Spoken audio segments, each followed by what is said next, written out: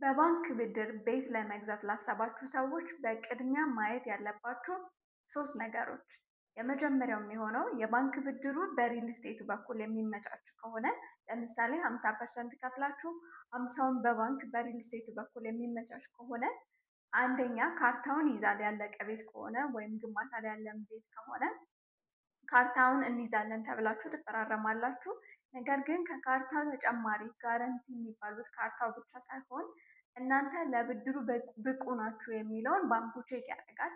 ጊዜው ደርሶ ወደ ባንክ በምትሄዱበት ጊዜ ሊያጋጥማችሁ የሚችለውን ነገር ቀድማችሁ ማወቅ ይኖርባችኋል። ለምሳሌ የባንክ ብድሩ 50% ከተመቻቸ በኋላ የባንኩ አንደኛ የሚያዩት ነገር በወር መክፈል የምትችሉት ለምሳሌ የወር ገበያችሁ በደሞዝ ከሆነ በደሞዝ መበደር ትችላላችሁ የሚለው ይታያል።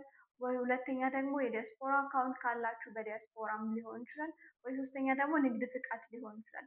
ነገር ግን ብዙ ሰው ምን ያደርጋል? የባንክ ብድሩ ካርታው ብቻ በቂ እንደሆነ የሚያይባቸው ጊዜያቶች አሉ። አብዛኛው ሪል ስቴት ላይ ግን ሬሊ አሁን ላይ እስፔሻሊ አሁን ላይ ካርታ ብቻ በቂ ላይሆን ይችላል። ሁሉም አይኖርም ማለት አይደለም፣ ግን ካርታው ብቻ በቂ ላይሆን ስለሚችል ቼክ ማድረግ አለባችሁ። የባንክ ብድር እንዴት ነው የሚመቻቸው ብላችሁ በደንብ መጠየቅ ይኖርባችኋል። በባንኩ በካርታው ብቻ በቂ ነው ወይስ ደግሞ በወር ደመወዛችሁ የሚታየው ነገር አለ ወይስ በንግድ ፍቃዳችሁ የሚታየው ነገር አለ የሚለው ቼክ ማድረግ አለባችሁ፣ ዝም ብላችሁ ከመግባታችሁ በፊት ማለት ነው።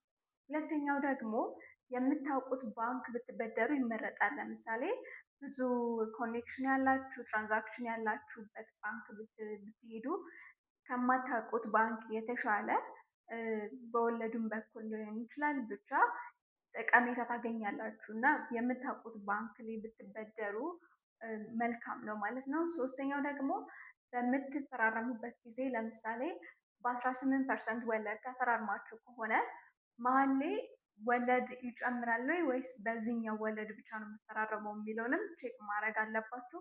አብዛኛው ለምሳሌ ዛሬ በ20% ተፈራርማችሁ ከሆነ የባንኩ ሬት ሲጨምር 22% ምናምን እያለ ሊጨምር ይችላል።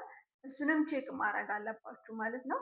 የባንክ ብድርን በደንብ አውቃችሁ ብትበደሩበት፣ በደንብ የባንክ ሰራተኞችን ጠይቃችሁ ብትበደሩ የበለጠ አሪፍ ነው ብዬ አስባለሁ። የሪል ስቴት አማካሪ እና ሻጭ ነኝ። አብራችሁኝ መስራት ለምትፈልጉ በስልክ ቁጥር ደውሉልኝ። አመሰግናለሁ።